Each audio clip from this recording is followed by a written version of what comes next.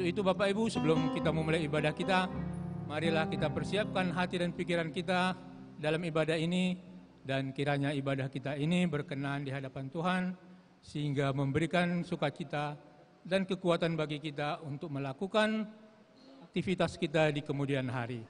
Kita berdoa dalam hati sejenak.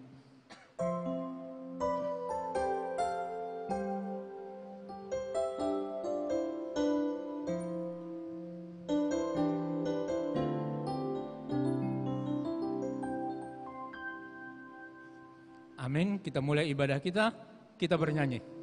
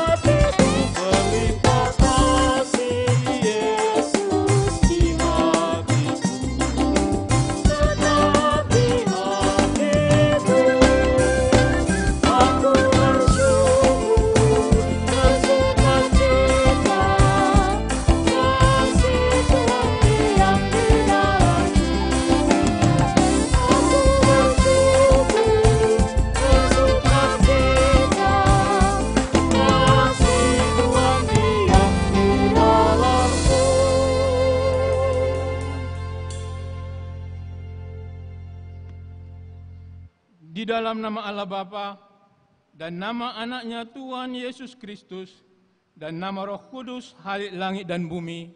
Amin. Kami mengingat ya Allah kasih setiamu di dalam bait-Mu. Seperti namamu ya Allah, demikianlah kemasyhuran-Mu sampai ke ujung bumi. Tangan kanan-Mu penuh dengan keadilan. Biarlah gunung Sion bersukacita, biarlah anak-anak perempuan Yehuda bersorak-sorak oleh karena penghukuman-Mu. Haleluya. Haleluya. Haleluya.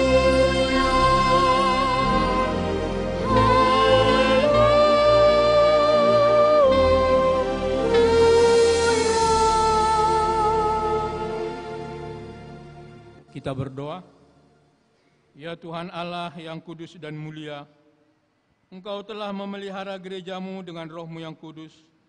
Karena itu, kami memohon kepadamu, berikanlah kami hati yang taat, agar dengan sukacita kami melakukan kehendak-Mu, seperti ketaatan anak kepada bapanya. Berkatilah pekerjaan pemberitaan Injil, agar setiap hari semakin bertambah jumlah orang yang percaya kepadamu, dan agar nama-Mu semakin dimuliakan, dan agar kami memperoleh hidup yang kekal, karena Yesus Kristus Tuhan kami. Amin. Jemaat dipersilakan duduk. Kita bernyanyi.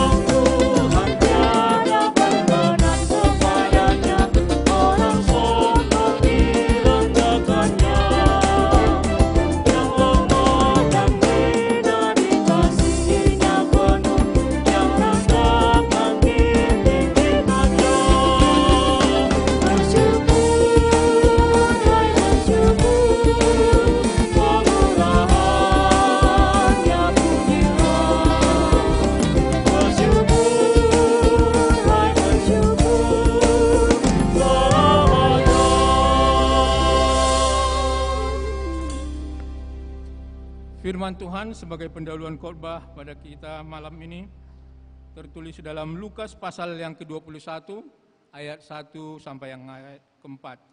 Marilah kita membacanya secara responsoria dan di ayat ke-4 nanti kita sama-sama membacanya. Persembahan seorang janda miskin. Ketika Yesus mengangkat mukanya, ia melihat orang-orang kaya memasukkan persembahan mereka ke dalam peti persembahan. Ia melihat juga seorang janda miskin memasukkan 2 peser ke dalam peti itu. Lalu ia berkata, "Aku berkata kepadamu, sesungguhnya janda miskin ini memberi lebih banyak daripada semua orang itu.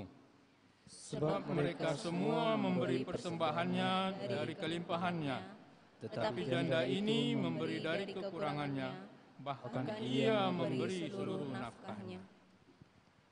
Berbahagialah setiap orang yang mendengar firman Allah, yang menghayati serta mengamalkannya. Kita bernyanyi.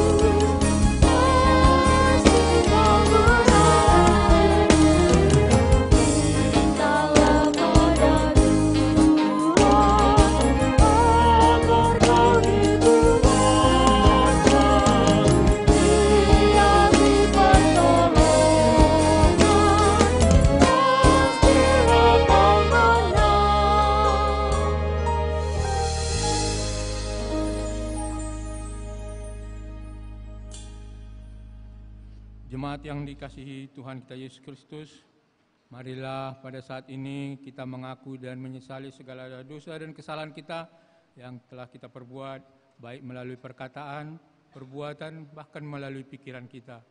Dan dengan kerendahan hati, mari kita mohon keampunan kepada Tuhan.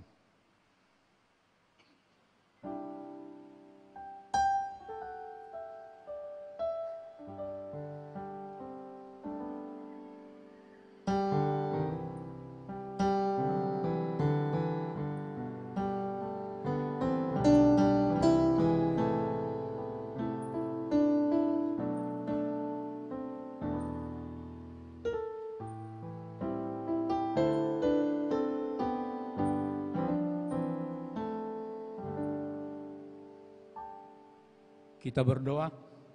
Bapa kami yang di sorga yang maha pengasih, kami datang bersembah sujud di hadapan-Mu, mengaku dan menyesali segala dosa dan kejahatan kami. Tolong dan kasihanilah kami, ampunilah segala kejahatan dan dosa-dosa kami yang kami perbuat di hadapan-Mu, oleh karena kasih anak-Mu Tuhan Yesus Kristus, yang telah mengorbankan dirinya untuk menebus kami. Amin. Janji Tuhan tentang pengampunan dosa. Demikian firman Tuhan yang mengasihi engkau.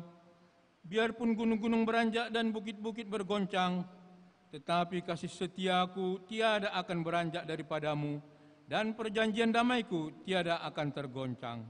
Segala kemuliaan bagi Allah di tempat yang maha tinggi. Cuma dipersilakan dulu, kita bernyanyi.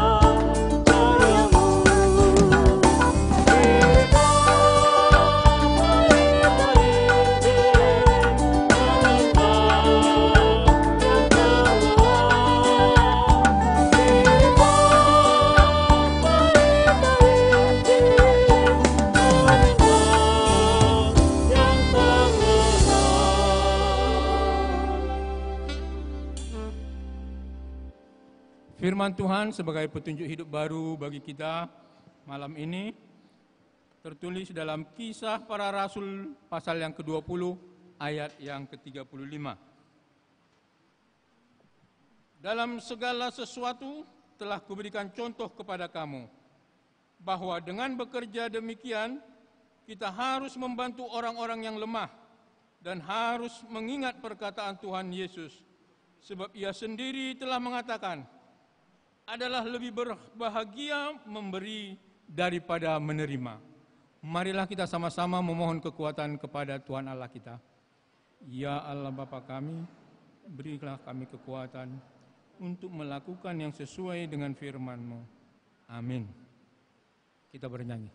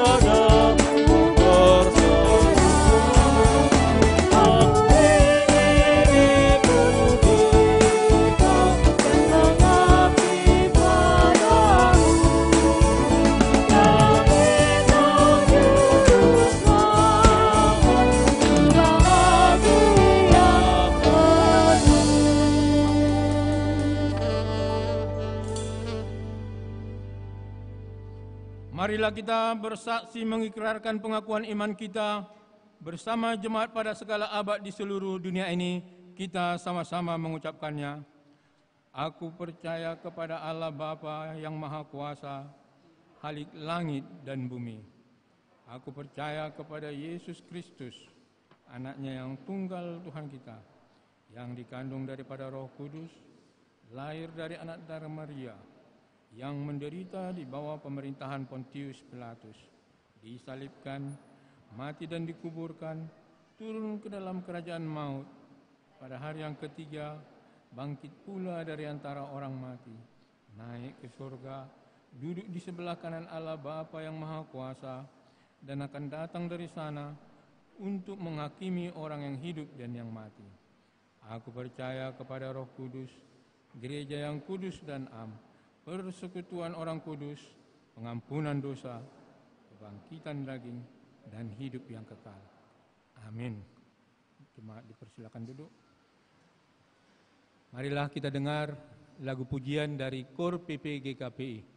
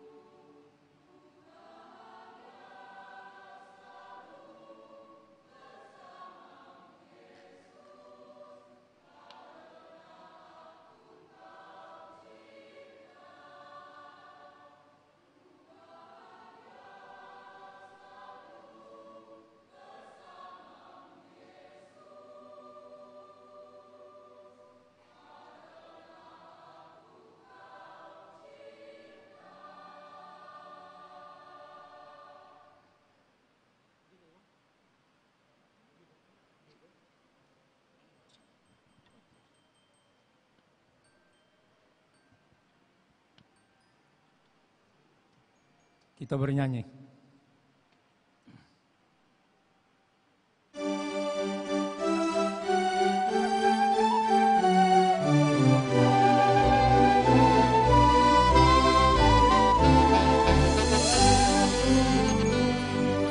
Yesus lihat umatmu yang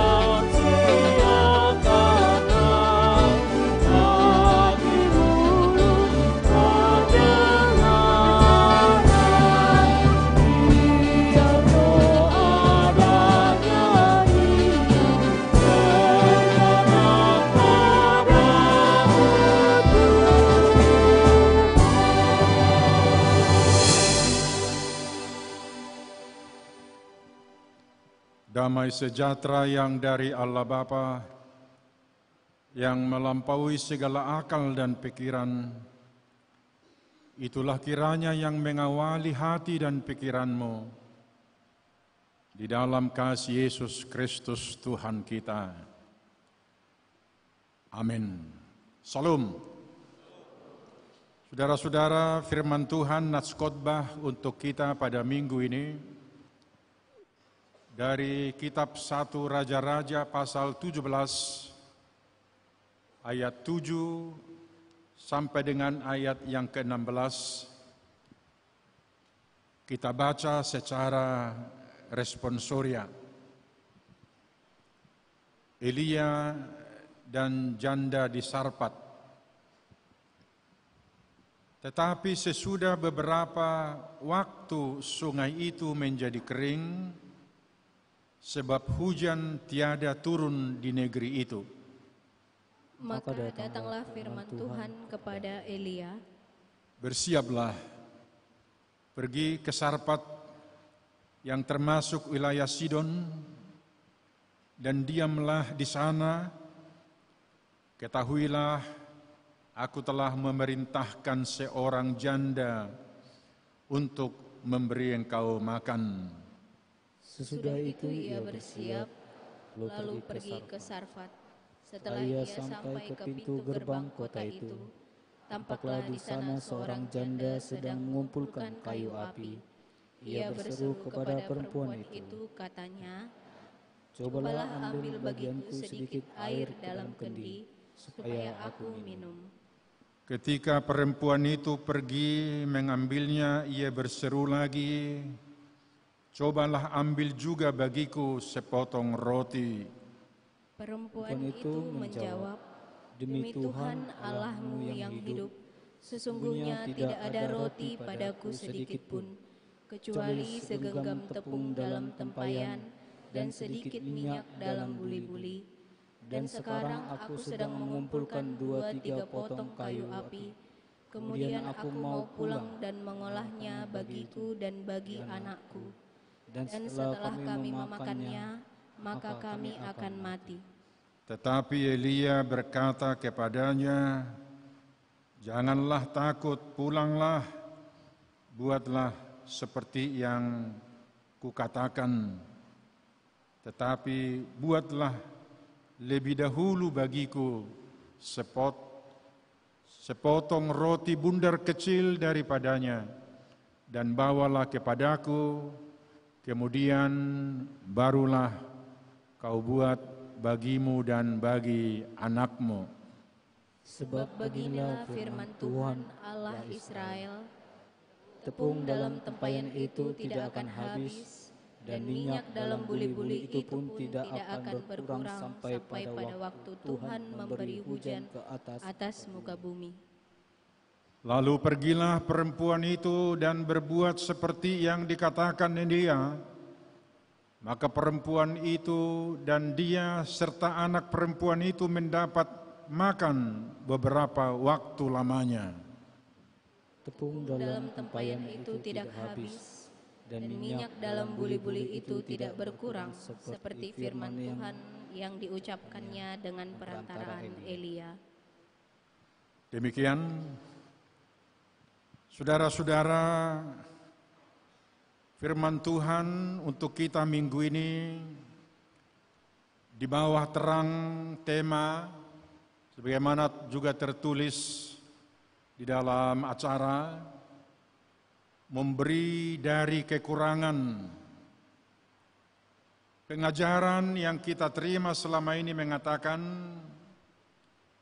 akan selalu nyata dampak, akibat atau upah dari setiap yang dilakukan atau yang diperbuat seseorang.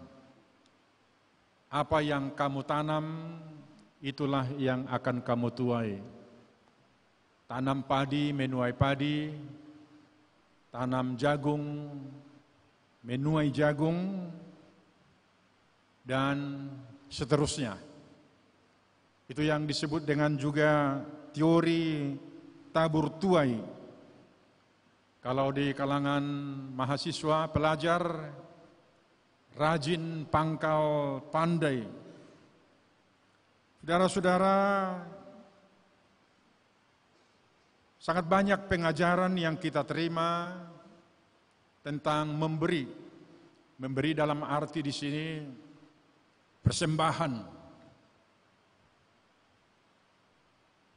Kalau di GKPI, yang mana saudara-saudara mungkin setiap minggu atau sering di gereja kita GKPI, pada saat setiap memberikan persembahan kepada Tuhan, selalu terlebih dahulu dibacakan nats firman Tuhan untuk pedoman memberikan persembahan kepada Tuhan. Lalu jemaat diam dengan hati yang ikhlas tulus memberikan persembahan masing-masing.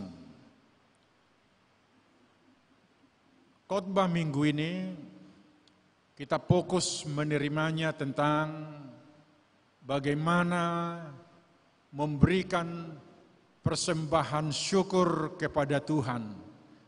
Yang dibuat tadi temanya memberi dari kekurangan. Tentu ada memberi dari kelimpahan dan lain-lain sebagainya. Memang sejak manusia pertama, saudara-saudara, Allah sudah menguji iman seseorang melalui persembahan kepada Tuhan. Kita ingat anak Adam,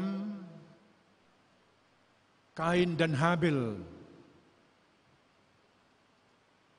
disuruh oleh Tuhan untuk memberikan persembahan yang terbaik dari yang mereka kerjakan sehari-hari. Kain sebagai petani, Habil sebagai peternak. Persembahan dari Habil diterima oleh Tuhan karena dia memberikan yang terbaik dari ternaknya kepada Tuhan. Kejadian 4 ayat 4. Maka Tuhan menerima atau berkenan kepada persembahan Habil karena dia memberikan yang terbaik kepada Tuhan. Sementara Kain, dia memberikan dengan hati yang tidak ikhlas dan tulus. Juga sering kita dengarkan firman Tuhan yang mengatakan, adalah lebih berbahagia memberi daripada menerima. Itu tadi yang dibacakan oleh liturgis kita Bapak Penatua. Kemudian persembahkanlah syukur sebagai kurban kepada Allah dan bayarlah najarmu atau janjimu kepada Allah yang maha tinggi. Ukuran yang kamu pakai untuk mengukur akan diukurkan kepadamu. Saudara-saudara yang kekasih, walaupun memang dalam hidup kita sehari-hari sering berbeda dari apa yang dilakukan oleh seseorang kepada yang dia terima. Tetapi bagi Tuhan tidak ada yang tersembunyi. Semua yang diperbuat oleh manusia sedikit pun tidak ada yang tersembunyi. Sebagaimana dalam firman Tuhan Ibrani 4 ayat 13. Dan tidak ada satu makhluk pun yang tersembunyi di mata Tuhan. Sebab segala sesuatunya telanjang dan terbuka di mata Dia. Yang kepadanya kita memberikan pertanggungan jawab. Jadi hidup kita ini saudara-saudara adalah pertanggungjawaban atas pemberian Tuhan.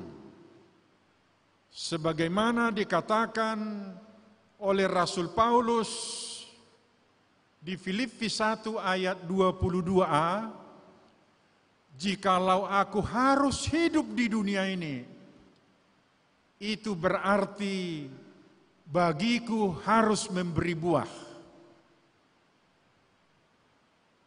Setelah dia bertobat, dia menerima Tuhan Yesus atas karunia Tuhan kepada dia, dia ditangkap di tengah jalan. Pada saat dia mau menganiaya orang percaya. Lalu dari mulutnya sebagai pertanggungan jawabnya, jikalau aku harus hidup seperti sekarang ini sudah diselamatkan, itu berarti bagiku harus memberi buah. Artinya harus taat, harus takut, harus melakukan sesuai dengan yang dikehendaki oleh Tuhan yang memanggil aku dan menangkap aku. Jadi saudara-saudara, tadi saya bacakan beberapa nas tentang persembahan syukur, pemberian kepada Tuhan. Walaupun sering pemberian kita itu tidak dihiraukan orang lain, maka yang penting kita harus melaksanakan tanggung jawab kita, karena tidak ada yang tersembunyi di mata Tuhan. Firman Tuhan pada hari ini saudara-saudara yang terambil dari kitab Raja-Raja tadi, ada 4 pokok yang menjadi tekanan. Yang pertama, Allah itu baik bagi semua orang.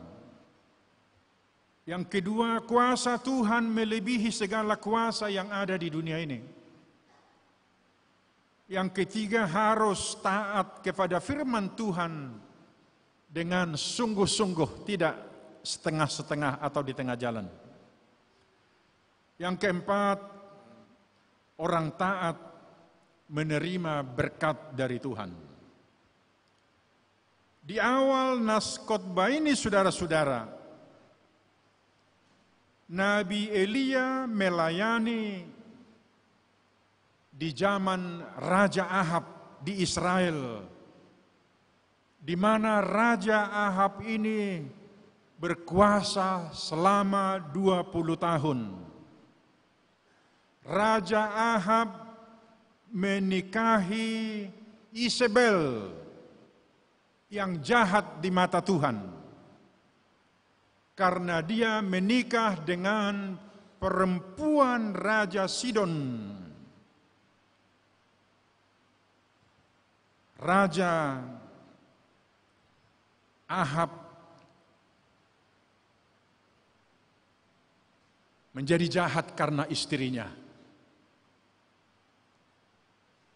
Tindakan-tindakan Raja Ahab ini menimbulkan sakit hati Tuhan Allah. Inilah yang disebut istilah perjanjian lama, corporate personality. Keadaan raja menjadi keadaan masyarakat. Pada saat raja taat, takut, beribadah, setia kepada Tuhan yang memilih dia, maka masyarakat, rakyat Israel aman, nyaman, tentram, makmur. Tetapi pada saat raja seperti Raja Ahab ini sudah menyembah ilah lain, rakyat itu sangat menderita, susah, dan terjadi malapetaka yang sangat besar. Itulah nanti juga bagian daripada khotbah kita ini. Kalau kita kaitkan dengan kondisi dari zaman ke zaman, raja menjadi keadaan masyarakat, keadaan perilaku, cara berpikir, tindakan raja membuat rakyatnya entah makmur, entah menjadi miskin dan lain sebagainya. Sebagaimana kita lihat raja-raja di dunia ini, atau presiden-presiden, pemimpin-pemimpin. Keadaan raja menjadi keadaan masyarakat. Saudara-saudara, kita bersyukur pemimpin di negara kita, pemimpin yang baru. Kita dengarkan bagaimana pidato-pidato yang luar biasa, perintah-perintah yang luar biasa, agar rakyat Indonesia ini menjadi rakyat yang makmur, adil, sejahtera. Tidak ada yang bodoh, tidak ada yang lapar. Judi online, saudara-saudara, kita lihat bagaimana korupsi yang menggurita. Indonesia disebut dengan kolam susu, tetapi masih sangat banyak yang sangat miskin, di bawah garis kemiskinan. Oleh karena itu kita semua saudara-saudara berdoa kepada Tuhan agar pemimpin-pemimpin kita ke depan lagi meneruskan hal-hal yang baik, benar di mata Tuhan, agar jangan terjadi seperti yang di bangsa Israel ini, saudara-saudara. Apa yang terjadi pada zaman Raja Ahab, yang nantinya akan diutus Tuhan seorang nabi. Nabi artinya utusan Tuhan, pemimpin kerohanian untuk menegur hal-hal yang salah. Terjadilah kekeringan. Kalau terjadi kekeringan, saudara-saudara, tidak tumbuhlah makanan, tidak tumbuh padi kalau di kita, tidak tumbuh gandum, tidak tumbuh jagung. Kekeringan-kekeringan seperti ini memang kalau di Indonesia tidak terjadi. Tapi kekeringan-kekeringan iman, kekeringan-kekeringan perilaku yang baik, itulah yang terjadi. Mana lebih parah? Kekeringan dengan banjir. Seperti banjir di Spanyol baru-baru ini, 1-2 minggu yang lalu yang tidak pernah terjadi, luar biasa saudara-saudara. Dan terjadi sering kebakaran-kebakaran di Australia, ribuan kanguru mati di California dan lain-lain sebagainya, merepotkan pemerintah, masyarakat dan lain sebagainya saudara-saudara. Dalam konteks khotbah kita pada hari ini, terjadilah kekeringan kepada Israel karena perilaku seorang raja yang lalim, yang menyembah ilah lain, bahkan ikut mendirikan patung. Itulah pekerjaan daripada raja waktu itu. Dan Elia dikejar-kejar. Elia mau dibunuh karena Elia menyatakan yang benar atau menegur. Tidak semua orang yang dengan ikhlas tulus menegur orang lain, yang ditegur itu senang. Sesama saudara-saudara juga anak-anak kami mahasiswa, kalau ada temanmu yang malas-malas, yang tidur-tiduran, yang tidak kerjakan PR-nya, yang malas kuliah, dan juga tidak menyetor uang kuliahnya, banyak yang benci. Apalagi kalau saudara saling lapor kepada orang tua, akan dibenci saudara-saudara. Di mana-mana sering terjadi seperti itu. Makanya sering perlindungan hukum kepada orang yang mau membuka kasus, kepada orang yang mau menyatakan yang benar. Seorang terdakwa yang mau bernyanyi bahwa ada lagi terdakwa yang lain, koruptor yang lain, dia dibenci saudara-saudara. Seperti itulah Elia. Tapi Tuhan tidak membiarkan hambanya. Elia, pergilah ke Sungai Kerit. Di sana aku akan menyuruh burung gagak mengantarkan makanan berupa daging kepadamu. Burung gagak saudara-saudara adalah burung yang ganas sekali. Tetapi burung yang ganas itulah yang disuruh oleh Tuhan untuk menghantarkan pagi dan petang makanan kepada Nabi Elia. Lama kemarau ini terjadi, sungai Kerit juga kering, saudara-saudara, karena hukuman Tuhan. Allah menyuruh Elia pindah, pergilah, tinggalkan itu sungai Kerit. Kamu pergi ke wilayah Sidon. Saudara-saudara,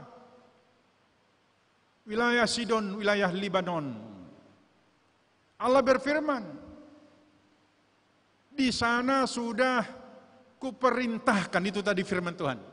Sudah kusuruh orang yang belum mengenal Tuhan, Allah Abraham, Ishak dan Yakub. Kusuruh di sana seorang janda untuk memberikan engkau makanan. Saudara-saudara, Allah memakai seseorang sesuai dengan kehendaknya, kedaulatan Tuhan. Menyuruh orang yang belum mengenal Allah, pencipta langit, bumi, dan segala isinya. Tapi Allah sudah menyediakan itu di sana. Karena kebenaran firman Tuhan, orang yang sudah Dia urapi, utusan Tuhan, tidak boleh gagal. Pemberitaan kehendak Tuhan harus selalu jalan dalam keadaan sesulit apapun, tantangan apapun yang dialami. Firman Tuhan harus disampaikan oleh hamba-hambanya, oleh Elia pada saat itu, sampai Maranatha, kedatangan Tuhan Yesus kedua kali, dalam versi yang berbeda-beda. Saudara-saudara, dikatakan oleh Elia, berikanlah makanan kepadaku. Terjadi di sana, saudara-saudara, tanda mujizat. Tanda mujizat itu terjadi karena ada proses. Di tengah-tengah proses inilah karakter yang dipilih oleh Tuhan, yaitu seorang janda taat dan melakukan apa yang dikatakan oleh Elia. Buatlah makanan bagimu dan bagi anakmu. Walaupun tadi sudah ada alasan daripada janda itu, tetapi Elia katakan, buatlah. Inilah saudara-saudara, ketaatan yang luar biasa, yang sudah terlebih dahulu dijamah oleh Tuhan hatinya, sehingga dia mau melakukan apa yang dikatakan oleh Nabi Elia, sesuai dengan kehendak Tuhan. Inilah doa kita, saudara-saudara. Kiranya kita dipakai oleh Tuhan sesuai dengan kehendaknya. Walaupun kita tidak begitu mengenal Tuhan, tetapi Tuhan itu dengan kuasa Rohul Kudus, karena Tuhan itu adalah roh yang hadir di mana-mana, dipakai oleh Tuhan untuk memberikan berkat kepada yang sangat memerlukannya. Keajaiban yang terjadi, saudara-saudara, roti dan minyak itu tidak habis-habisnya dan cukup bagi mereka beberapa saat lamanya, sampai hujan datang lagi, sampai makanan ada lagi. Saudara-saudara, sekali lagi, mujizat itu terjadi karena mau mendengar dan mau melaksanakan. Taat kepada petunjuk Elia. mendahulukan kehendak Allah. Carilah terlebih dahulu kerajaan Tuhan dan kebenarannya, maka segala sesuatunya akan ditambahkan kepadamu. Memberikan dari keterbatasan dan kekurangan, lebih besar dan lebih berharga persembahan itu. Karena yang seharusnya dia makan, dan ada pengakuan tadi, kalau ini saja sudah kami makan, kami besok akan mati. Itulah saudara-saudara yang diyakini oleh seorang janda sebelum dia bertemu dengan Elia atau sebelum mengenal Tuhan. Bahwa hidup itu hanya tergantung kepada makanan dan kepada roti itu sendiri. Tetapi setelah dia melakukan yang disuruh oleh Elia, dia mendapat makanan, anaknya dan Nabi Elia sangat berkecukupan. Itu tadi dari kekurangan memberikan, karena diberikan dengan ikhlas dan tulus. Hati dan pikiran yang mau mendengar dan melaksanakan firman Tuhan. Di ayat 13, saudara-saudara, Nabi Elia meyakinkan janda tersebut, janganlah takut, pulanglah. Saudara-saudara, ketakutan dan kekhawatiran menjadi musuh utama kita juga sampai zaman ini. Terlalu banyak pertimbangan-pertimbangan. Janda di Sarfat setelah mendengar arahan Nabi Elia, langsung melakukannya. Ketaatan seorang istri sebagai istri, ketaatan suami, ketaatan seorang pelajar, seorang mahasiswa, ketaatan seorang pejabat akan sumpah dan janjinya akan berdampak luar biasa di dalam hidupnya dan hidup orang lain dan masyarakat. Ketaatan Nuh. Pada saat Tuhan Allah mengatakan kepada Nuh, buatlah bahtera. Nuh mendengar dan membuatnya. Dia diejek karena bahtera itu dibuat bukan di tepi sungai. Tidak ada di sana sungai, tidak di tepi pantai atau laut. Tiba saatnya ketaatan Nuh berbuah. Dia selamat dan seisi rumahnya 8 orang. Nuh, istrinya, 3 orang putranya dan 3 orang menantunya. Hanya orang yang taat dan melakukan firman Tuhan itulah, saudara-saudara, yang akan selamat di dalam kehidupan ini. Ujian ketaatan pada saat pencobaan. Kita ingat ketaatan pada saat penderitaan yang dialami oleh Ayub. Yesus taat sampai mati, bahkan mati di kayu salib. Sehingga dosa-dosa kita telah dibayar lunas oleh pengorbanan Kristus Yesus. Karena ketaatan murid-murid Yesus dan rasul-rasul, Injil, keselamatan, kabar baik, sampai ke ujung bumi ini, sampai menjadi milik kita yang paling berharga, saudara-saudara. Yang menjadi pertanyaan, ketaatan, kesetiaan, apakah yang sudah kita lakukan yang bisa berdampak, bisa berakibat baik bagi diri kita dan bagi diri orang lain? Itu yang pertama.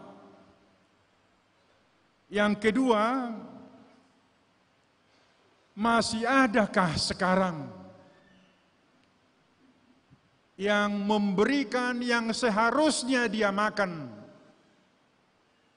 diberikan kepada orang lain? Atau kita kembali, pernahkah ada orang yang memberikan dirinya untuk boleh menyelamatkan orang lain? Jawabnya ada. Yesus Kristus pada saat jamuan makan terakhir, dia makan bersama-sama dengan murid-muridnya. Dia berfirman, diambilnya roti, inilah tubuhku, makanlah, menjadi keselamatan bagimu. Dan diambilnya cawan, minumlah, kamu semua minum dari cawan itu, menjadi perjanjian baru bagimu, menjadi keselamatan bagimu. Saudara-saudara, keselamatan kita hanya karena ada yang memberikan tubuhnya menjadi makanan keselamatan kita. Yang kedua, masih adakah makanan yang tidak habis-habisnya? Seperti makanan janda tadi yang diberikan kepada Elia. Roti dan minyak itu tidak habis-habisnya walaupun berulang-ulang dimakan. Masih adakah makanan seperti itu yang boleh kita nikmati di dalam kehidupan kita ini? Saudara-saudara, ada, itu jawabnya. Firman Tuhan. Firman Tuhan itu telah menjadi daging dan telah bersama-sama dengan kita. Dan firman Tuhan ini telah ada di tengah-tengah kita. Dan itu sudah dituliskan juga di dalam Alkitab ini. Firman yang tidak pernah habis, makanan yang tidak pernah habis. Yesus berfirman, akulah roti hidup, akulah air hidup. Firman ini tidak akan pernah usang sampai kapanpun. Saudara baca Koran hari ini, besok tidak dibaca lagi. Kita baca majalah minggu ini atau majalah bulan ini, sehangat apapun isinya, setelah selesai dibaca, simpan di rak buku. Bahkan pelajaran apapun itu saudara-saudara, biasanya setelah tamat dia sarjana, udah masuk aja buku ke lemari. Firman yang hidup, firman yang nyata setiap hari, nyata dalam kehidupan kita. Alkitab, firman Tuhan. Alkitab ini adalah firman Tuhan. Kita harus selalu rindu, bahkan candu membaca Alkitab. Apa yang saya katakan di dalam khotbah ini, nanti setelah di sana saudara tidak akan ingat lagi. Tapi firman ini saudara-saudara, seperti roti dan minyak janda tadi, adalah makanan yang tidak habis-habisnya, penuntun hidup kita, dan memberikan semangat kepada kita, pengharapan dan cinta kasih, iman yang teguh. Barang siapa yang lupa, meninggalkan, bahkan jarang membaca Alkitab, hidupnya beda dari orang yang rindu selalu akan Alkitab, akan firman Tuhan. Makanan yang tidak pernah habis-habisnya untuk menguatkan iman, memberikan dorongan, memberikan semangat, dan memberikan kepada kita cinta kasih yang luar biasa, sehingga kita boleh, seperti yang dikatakan oleh Tuhan Yesus tadi pada jamuan makan malam itu, makanlah, inilah tubuhku dan minumlah, inilah darahku. Inilah yang menjadi acuan bagi kita saudara-saudara. Mari kita selalu menawarkan, memberikan yang terbaik dari kata-kata kita, dari pikiran kita, dari hati kita, dari perbuatan kita, demi meneguhkan iman orang lain, demi membantu orang lain, demi memberikan semangat kepada orang lain, memberikan pengharapan kepada orang lain. Itulah makanan, energi yang selalu diberikan oleh orang percaya yang sudah terlebih dahulu mencari kerajaan Tuhan. Sehingga kerajaan Tuhan yang sudah dia terima, keselamatan yang dia terima, boleh dia bagi kepada orang lain. Karena kebahagiaan tertinggi bagi setiap orang percaya apabila dia bermakna, berguna bagi orang lain. Itulah saudara-saudara kebahagiaan tertinggi bagi kita. Kalau kita mampu dan mau, itu mau dulu memberikan yang terbaik sesuai dengan kebutuhan seseorang. Kita dimampukan oleh Tuhan untuk melakukan itu. Karena Tuhan sudah Immanuel, sudah bersama-sama dengan kita. Karena kita diciptakan oleh Tuhan serupa dan segambar dengan Dia. Sehingga perilaku kita, pikiran kita, tindakan kita adalah tindakan yang seturut dengan apa yang diperbuat Tuhan kepada kita. Amin. Terima kasih Tuhan atas firman-Mu yang menjadi bekal dalam hidup kami. Engkaulah makanan dan minuman yang tidak habis-habisnya, firman-Mu yang selalu menguatkan hidup kami. Kami selalu bersyukur dalam segala hal dalam hidup ini, demi kemuliaan nama Tuhan. Berkati umat-Mu ini Tuhan, untuk selalu berbuat sesuai dengan kehendak-Mu. Karena sudah terlebih dahulu menerima berkat keselamatan dan sukacita daripada-Mu. Kasihanilah kami Tuhan, terimalah doa kami. Amin. Kita bernyanyi.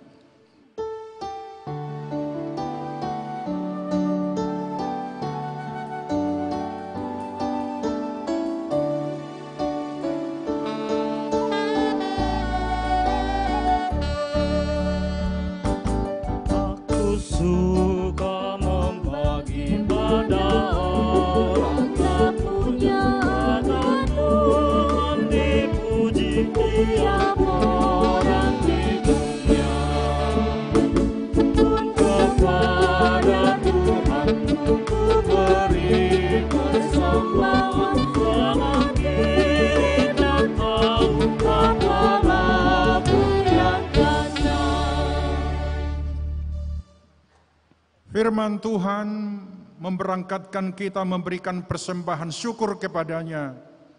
Imamat 19 ayat 5. Apabila kamu mempersembahkan kurban keselamatan kepada Tuhan, kamu harus mempersembahkannya sedemikian, hingga Tuhan berkenan akan kamu. Amin. Marilah kita serahkan persembahan syukur kita.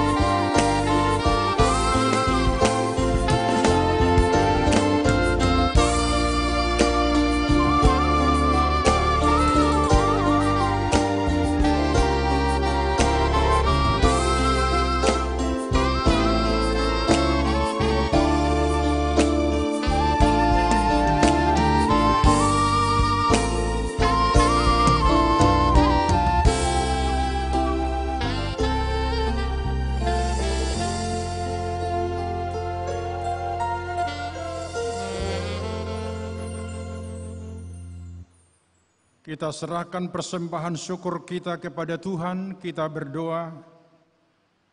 Ya Allah Bapa kami yang di sorga, kami mengaku dengan setulus hati, Engkaulah sumber segala berkat dan karunia.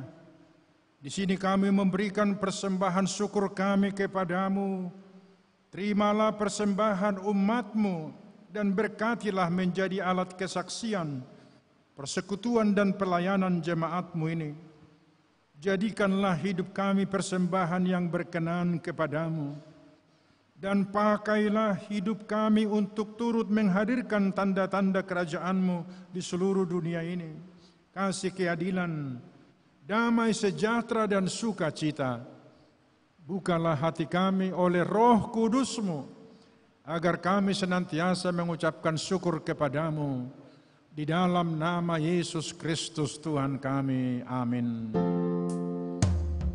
Bawa persembahanmu dalam rumah Tuhan, dengan rela hatimu, janganlah jemu.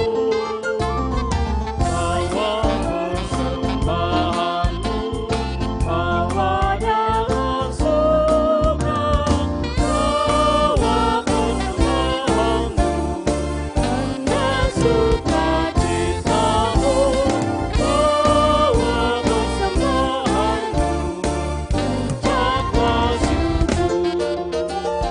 Persembahkan dirimu untuk Tuhan pakai, agar kerajaannya makin nyata. Damai dan sejahtera diberikan Tuhan. Bawa persembahanmu dengan sukacitamu, bawa persembahanmu, ucaplah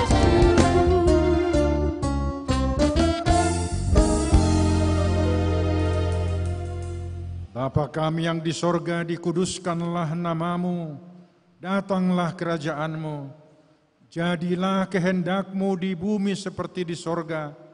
Berikanlah kami pada hari ini makanan kami yang secukupnya, dan ampunilah kami akan kesalahan kami, seperti kami juga mengampuni orang yang bersalah kepada kami. Dan janganlah membawa kami ke dalam pencobaan, tetapi lepaskanlah kami dari yang jahat.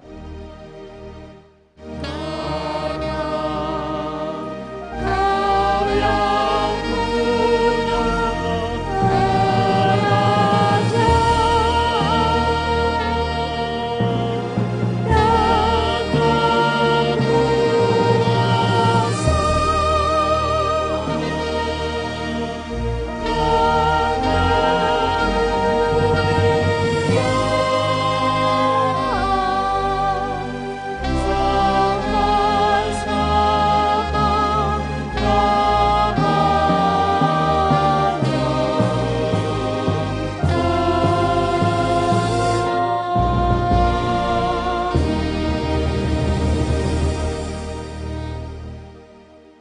Tuhan memberkati engkau dan melindungi engkau.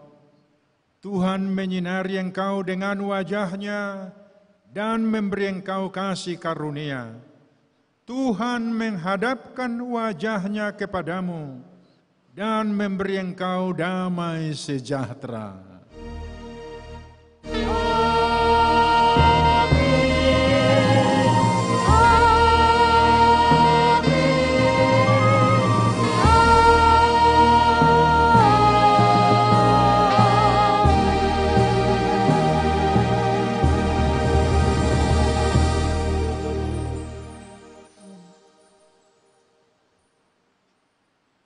Salam, selamat hari Minggu.